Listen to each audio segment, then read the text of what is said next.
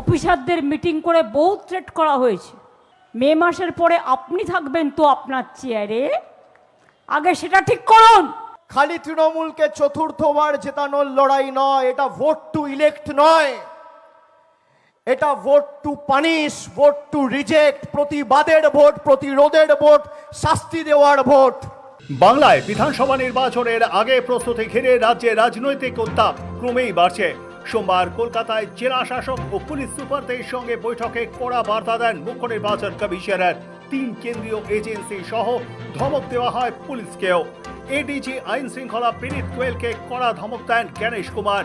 বাংলায় বেআইনি অস্ত্র, বোমা, বেআইনি নগদ টাকা ও মদের কারবার নিয়েও জেলা শাসক ও পুলিশ কর্তাদের খোলাখুলি হুঁশিয়ারি দেন গণেশ কুমার। তা নিয়ে উত্তাল হয় রাজ্য রাজনীতি। যদিও তার কয়েক ঘন্টার মধ্যেই কমিশনের ভূমিকা নিয়ে তীব্র কটাক্ষ করেন মমতা বন্দ্যোপাধ্যায়। বিশেষভাবে নিশানা করেন মুখ্য নির্বাচন কমিশনার গণেশ কুমারকে। যে বিএলওরা, যে ইয়ারোরা, যে ডিওরা রাত দিন পরিশ্রম করে মারাও গেছেন অনেকে, এই চাপ সহ্য করতে না পেরে এসআইআরে একটা নোটিশ, একটা মৃত্যু, 190 জনের ওপর লোক মারা গেছে। কোথায়? আপনার মুখ দিয়ে একটা বাক্যও সরেনি। সূত্র বলছে, সোমবারের বৈঠকে মুখ্য নির্বাচন কমিশনার স্পষ্ট বার্তা দেন রাজ্যের পুলিশ ও প্রশাসনিক কর্তাদের। তার নির্দেশ ছিল অবিলম্বে রাজ্য জুড়ে বেআইনি অস্ত্র, বোমা, অবৈধ নগদ অর্থ এবং মদের কারবারের বিরুদ্ধে কঠোর অভিযান চালাতে হবে।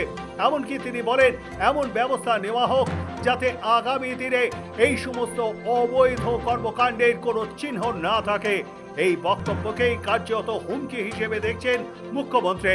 ধর্ণা মঞ্চ থেকে তিনি বলেন, সাহস থাকা ভালো কিন্তু দুঃসাহস নয়।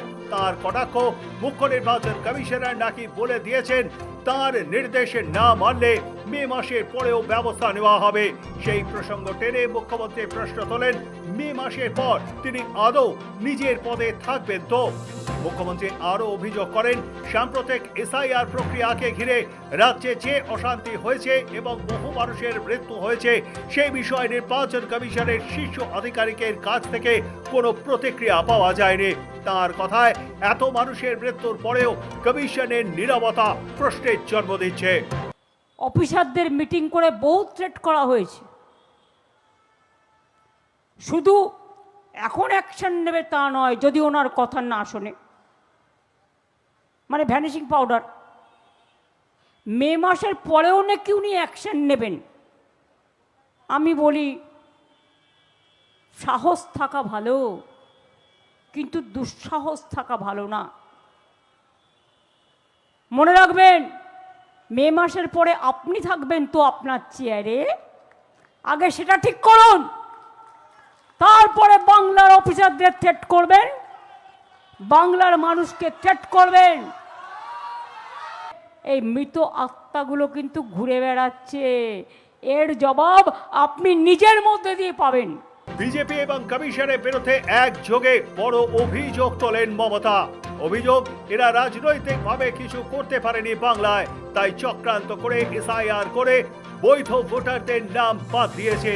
ইভিএম এ কারচুপি করবে বলে খবর পেয়েছেন, সেই মতো আগাম সতর্কতা নেওয়া হবে। তুলে দেন নয়া স্লোগান, যতই ডাকো ইডি সিবিআই, 26শে ভোটে হবে বাই বাই।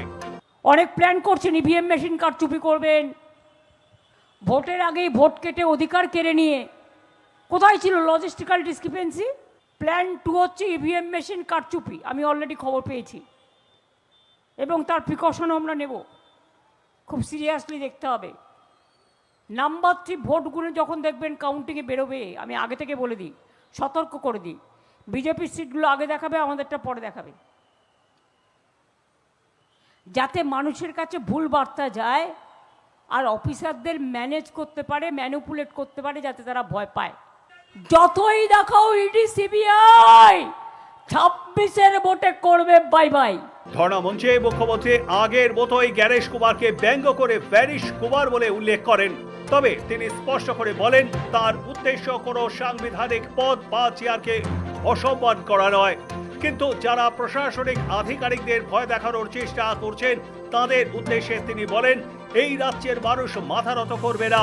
মুখ্যমন্ত্রীর অভিযোগ, ভোটের আগে প্রশাসনের ওপর অযথা চাপ সৃষ্টি করা হচ্ছে। তার বক্তব্য, ভোটের পরে পরিস্থিতি স্বাভাবিকভাবেই বদলাবে এবং তখন বাস্তব অবস্থায় স্পষ্ট হবে। তার মতে কেউ যেন সুপার গড হয়ে গিয়েছে, স্পাইডারম্যান হয়ে গিয়েছে, যা ইচ্ছা তাই করতে পারে। কমিশনকে নিশানা করে মমতা বলেন, অফিসারদের ভয় দেখাচ্ছেন যারা, তাদের বলবো মূর্খের স্বর্গে বাস করছেন। অফিসারদের ভয় দেখাচ্ছেন যারা, তাদের বলবো মূর্খের স্বর্গে বাস করছেন। এখানকার মানুষ মাথা নত করবে না। আর মে মাসের পরে 2 মাস তো আপনি একটু জবরদস্তি করবেন, ট্যাক্টফুলি হ্যান্ডেল করে নেবে অফিসাররা। আপনি নিজে কোথাও থাকবেন তার ঠিক নেই, আপনি মেয়ের পরেও ব্যবস্থা নেবেন। যেন সুপার গড হয়ে গেছে, স্পাইডারম্যান হয়ে গেছে, বাচ্চাদের খেলার স্পাইডারম্যান। স্পাইডারম্যান যা ইচ্ছে তাই করতে পারে, ওটা তো বাচ্চাদের ভোলাবার জন্য। ভোটারদেরও ভোলাচ্ছেন আর অফিসারদেরও ভয় দেখাচ্ছেন। ভয় দেখানো মাস্টার, হিজ মাস্টার বয়েজ। ষড়যন্ত্র আরো বৃহৎ, বড় অভিযোগ অভিষেকের।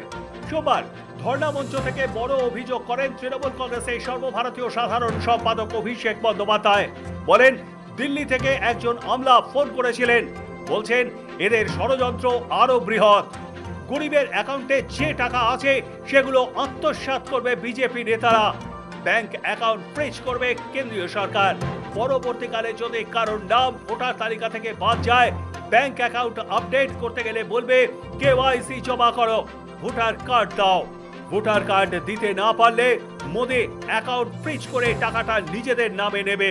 এটাই এদের ষড়যন্ত্র। কালকে দিল্লি থেকে একজন আমলা আমাকে রাত্রিবেলা ফোন করেছিল, বলছে এদের ষড়যন্ত্র আরো বৃহৎ। গরিব মানুষের ব্যাংকে অ্যাকাউন্টে যে টাকা আছে সেই টাকাগুলোই বিজেপির নেতারা আত্মসাৎ করবে, কেন্দ্রীয় সরকার আপনার অ্যাকাউন্ট ফ্রিজ করবে।